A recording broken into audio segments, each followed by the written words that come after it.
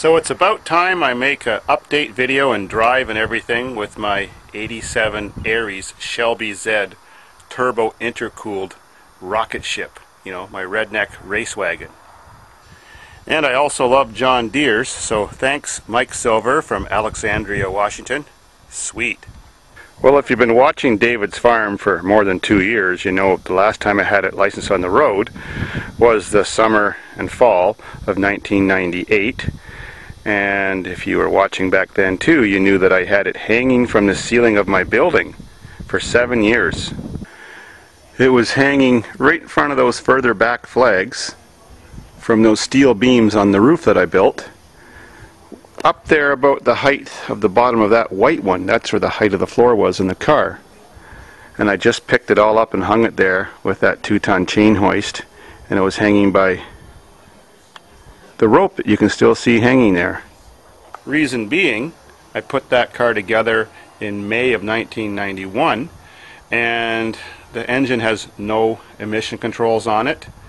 And in 2000 or 2001 or something in this area, everybody had to have their car emissions tested, and I never even bothered taking it in for a test even though I was currently driving it, because it wouldn't have passed. It would have failed the visual test, seeing that it had no catalytic converter, no exhaust recirculation valve, and nothing else that has to do with emissions. It's all a race motor. Now, it's a race motor for a cheap guy like me. It gets 37 miles per imperial gallon, or the Canadian gallon, on the highway, and 27 miles per gallon in the city. So it's actually reasonably fuel efficient for something that has a full output of 230 horsepower and a momentary output of 260 horsepower by my delayed wastegate control. So for all the guys who haven't been watching me for a long time, I'm going to just sort of rehash what I did to this sleeper car, this grocery getter. She's sort of all dusty now. Well, first of all, I had to put a 5-speed in it. Who wants to drive an automatic race car?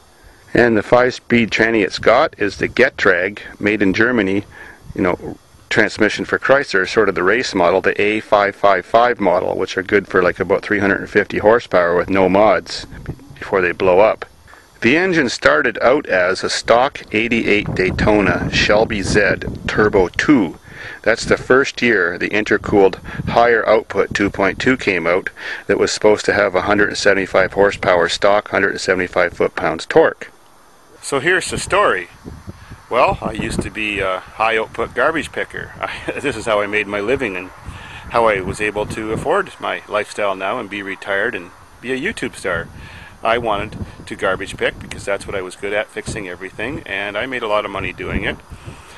And there was lots of competition. There was always about 75 other pickers to compete against, and so I needed a wagon, and I have a trailer hitch, so I often pulled a trailer so I could put my fridges and washing machines and air conditioners and lawnmowers and dehumidifiers in there that I fixed and sold. And I needed the edge on the competition, so I needed like the fastest car to compete with, one that I could just step on the gas and pass another picker, and it would lay 2 black patches all the way around them just by stepping on the gas in second gear. It was awesome. It would scare the shit out of them. So reading in all the auto magazines at the time, this was the most awesome engine Chrysler had produced in like 15 or 20 years. Of course, we're talking 1988. And it had horsepower output of, you know, over a horsepower per cubic inch. So that was pretty good. So of course the wheels in my brain get turning after reading about these cars and seeing them testing these things like the Daytonas and the the Omni GLHSs against Mustangs and other fast cars, and seeing how fast they were in stock form. So I was dying to try to find the first wrecked one, and I did get the very first wrecked one in my area of Southern Ontario in London, and I got it in May, I think, of 1989. So the car was just 1 year old, had 40,000 kilometers, and it was a rollover red Daytona. Well, it was sitting in the insurance hold compound, and I went and asked about it, and they actually looked it up on the computer and said, oh, it's actually been released. We can actually part it out now. And I said, well, how much for the drivetrain? It's turbo. I mean, the axles, the gas tank, all the electronics, the engine, the transmission, the shifter mechanism, everything that I could use to make this thing work in an Aries wagon, since they sort of fit an Aries wagon, but I had to rewire the whole car. Well, they had no idea what kind of engine they had. They just thought it was the old-fashioned Turbo 1. They hadn't even heard of the Turbo 2 yet, so they said $1,500 for a one-year-old motor and all the stuff with it, like I just mentioned. Well, that was a deal, so I took it. So, 24 hours later, it was in my car and working. I had to rewire the whole car, everything. The only wires in the car that are original are the taillight wires. So I had to rip out the dash, stuff a whole new harness behind it, modify all the ends and connectors to fit existing switches on my dash, and I cut out my instrument cluster area from the original Aries cluster and put the Daytona cluster in. I put the intercooler over there beside the radiator. I had to tilt the radiator a little bit to make it fit and move it over this way 4 inches to give room for the intercooler. The motor mounts on all three were just the same for a regular 2.2. So the motor pretty much just bolted in. It's just that everything else was kind of different, and I had to strengthen the rad cradle and strengthen a few things, even strengthen the motor mounts. Let me tell you, it sure was fast, and I beat the shit out of it for years, garbage picking and taking it to track racing and having lots of fun with it. And it never gave me a trouble. These engines come with hyper-eutectic piston stock. Now it's got forged in it. It's been rebuilt since then. Steel crankshaft, special connecting rods, a special camshaft, high volume oil pump, so on and so on. And now it's got more than that too. It's got the high flow injectors, a race computer, heavy duty clutch, and some redneck modifications, which I'll show you in a minute. So instead of being the stock 175 horsepower like it was for the first few years I drove it, now it's 230 constant output when you're stepping on it, but it peaks at 260 for 2 seconds because of my wastegate delay system I have on it. Oh yeah, I've also got the direct connection special 2-piece intake manifold with the long runners for much better torque. So the first mod I made is, if you look closely, you'll see 2 motorcycle radiator fans making forced air cooling on my intercooler, so it always gets lots of air at any amount of boost over 1 psi, even if you don't have a lot of speed. This is a washing machine fill switch where you turn your knob and adjust the level of the water in your washing machine.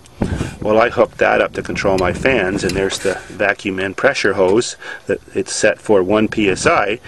So anytime there's the tiniest amount of boost, it just turns my intercooler fans on. Next is this Whirlpool fridge or English fridge thermostat. Well, all thermostats have like a sensor tube on it. I cut the sensor tube off, let the Freon out, and added a little vacuum step-up hose, and readjusted its adjustment parameters by that little Allen screw. And now I can adjust and dial in when my wastegate even turns on. So the way I have it set is that the car drives all the time with no wastegate. So every time you hit the gas, there's no delay in boost, or hardly any, and it goes all the way to full pressure, like instantaneously, without slowly opening the wastegate like other turbo cars. And then when it gets to 17 pounds boost, it holds 17 pounds boost for 2 seconds, and then it activates the wastegate and then holds it at 14.5 pounds boost. I could set it higher, but I don't want to run higher than 92 octane fuel in it. So nowadays, 20 years later, that doesn't seem like a lot of horsepower. But back in the days when I built this car in '89, it was a hell of a lot of horsepower. This car would beat those most common hot rods on the road, those Mustang GTs with the 225 horsepower 5-liter engines with the 5-speed transmission. It got to the point where anybody who had a stock Mustang GT, they wouldn't even race me because they didn't want the stories going around that their ass got kicked by a 4-cylinder 2.2 Aries station wagon. It was funny. Then came along those 195 horsepower all-wheel drive Ego Turbo Talons in the early 90s. Well, it kicked their asses too, except on standing starts. They had all-wheel drive, and so I couldn't beat them because with my tire spin, but as soon as I shifted to second gear and we were both hooking up good, I would blow right past them. They could never catch me. I used to take this thing to King of the Hills at the oval track, and I never won a King of the Hill, but I would always come in second and third place against all the other local fastest street cars. So let's fire her up. She's a cold start. She's been sitting for a while, but probably fine. This car has been so dependable.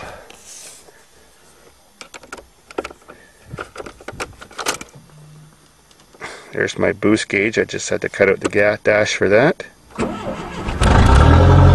Always starts the same. Alternator belt squeaking a bit. This has been sitting for a while. Put it in neutral. And we'll let her warm up before we try to drive her, because you don't want to give a car hyper boost on a cold engine.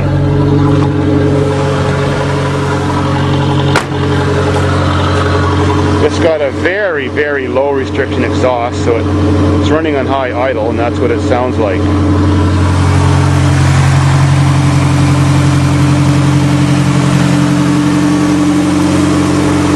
Well, we'll just let her warm up and I'll be back in a few minutes.